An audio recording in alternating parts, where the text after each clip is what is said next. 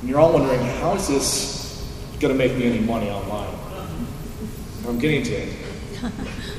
So once I learned that I was really passionate about inspiring others through my athletics and my sports, I wanted to figure out if I could make a living out of it. So I said, I'm determined to make the NFL and be paid to play football, to catch a football. My goal is to make $1 million a year catching a football.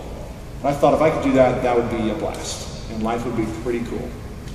I never ended up making the NFL. My goal was to work from the Arena Football League, where I was getting paid very small salary, about $16,000 a year, where it was not worth it because there's lots of injuries. In the second game of the season, I broke my wrist. I was diving for a football, dove right into the wall, snapped my wrist, and for the next 14 games, played just with a taped and had very limited mobility. At the end of the season, I had to have surgery, and they took a bone out of my hip. You can kind of see a scar right here. 20 staples right there. They took a sledgehammer and slammed against my hip just to get some little slivers, cut a scar open here, and put a little piece of bone in there. So my entire body was black and blue all down here, because they don't just shave a piece of bone. If there's any doctors in here, they don't just shave a little piece of bone from your hip to do this. They take a hammer and smash it, because the bone does not just come apart that easily. So I wake up with, too much morphine and bruised up in a cast, miserable. And I thought I was going to bounce back very fast. I'm like, yeah, 2 months I'm going to recover. I'm usually like Wolverine. I heal pretty fast. It's one of my superpowers. But month after month, it took 6 months where I was in this full arm cast from here to here. 6 months. I could put it up here, I could bring it down here, I could put it over here. And it's basically like the kid from Rookie of the Year. You guys ever see that movie where the kid's like got his arm up here and then he whips it down super fast when he gets his cast off? Except I couldn't whip it down at all afterwards. It was pretty loosey-goosey. And this entire time, I didn't have any money. I had 3 credit cards I was living off of, and I was sleeping on my sister's couch with a golden lab named Lady. And this dog was really what helped me kind of stay not completely depressed that my career was over in football. My passion, my dream, my entire childhood to make a living catching a football or being an athlete was gone at the time. Now, I'm getting to money and building a business online. Hold on 1 minute. Whoever gave it a bit.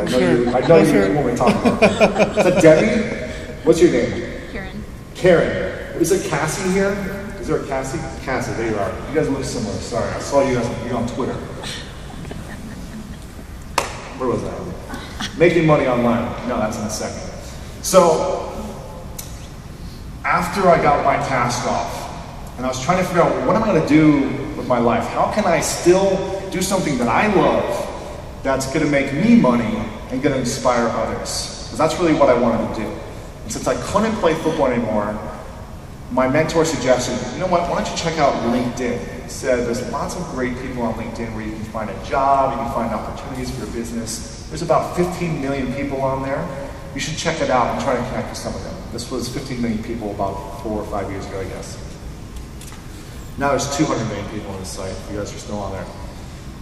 And so while I was in my cast recovering with Lady next to me all day long, and again, I had 1 good hand and I could use 4 fingers, and I was in this position on my computer.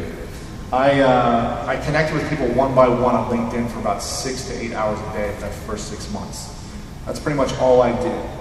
And I started to make a lot of great quality connections, but I didn't want to work for someone, I didn't want to have a job, just wasn't feeling like that's what I wanted to do. I didn't want to go sit at a desk for someone else and build their dream. I wanted to live my dream, my life.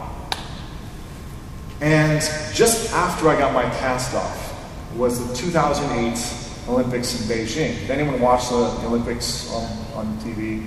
Man, I love the Olympics. It's so inspiring. For whatever reason, the gymnastics just makes me feel alive when I watch gymnastics. Women's gymnastics. It's amazing. So I remember watching gymnastics and the decathlon, because I was a decathlete in college, and just basketball, and was just so inspired, but also depressed at the same time because I couldn't compete anymore. And I remember seeing it was 3 a.m. and this sport came on that I've never seen or heard of in my life. And it was called team handball. And I remember seeing these guys just the most athletic guys jumping and throwing a ball, and it was like rugby and soccer and water polo on a basketball court, and it just looked so athletic and entertaining, and I was like, this is a sport that I should have been playing when I was a kid. And I got really, really upset and excited at the same time. Upset that I'd never seen this sport in my life until I was 24, 25, whatever it was, and excited to think that the US did not play in the Olympics for handball, and I said, you know what, I'm going to make the US national team, and we're going to make the Olympics in handball. So that dream fell short in the first few years because, one, I didn't have any money, and there was no team in Ohio that I could play with to learn the sport. But there were club teams around the US, and I remember seeing that the New York team, which is the shirt that I'm wearing, New York City Team Handball, had, they were the national champions for the amateur league of handball in the US.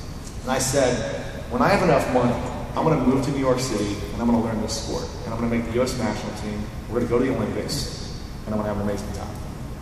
That's my why. I want to be an athlete. I want to inspire people through athletics. I'm getting to money in a second, online. A couple years goes by. I am building these connections on LinkedIn. And a lot of people are asking me that I'm connecting with, man, your profile looks amazing. How did you get your profile to look like this? How do you have so many connections? What are you doing with these groups you're creating? How are you getting all these people to come together for these live events? Can you teach me how to do this? And for me, I was just doing it for myself. I wasn't trying to teach anyone. I just said, I want to learn everything about LinkedIn so that I can help my own self, right, and make some money.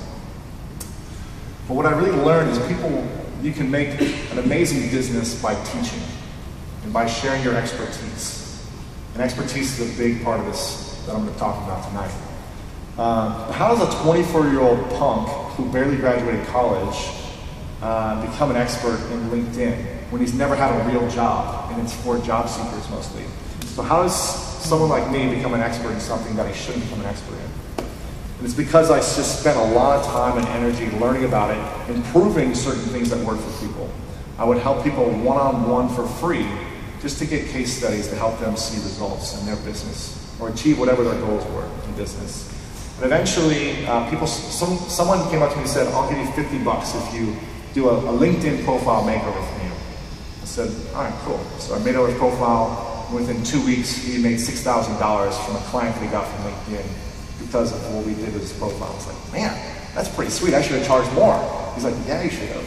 So I charged $100 the next time, then $200, then I got to $300 and was charging for people.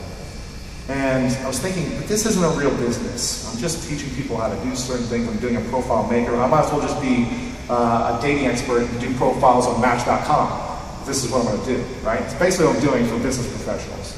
So I said, how can I make this into a business where I'm not having to trade my time to just do the work for the money? And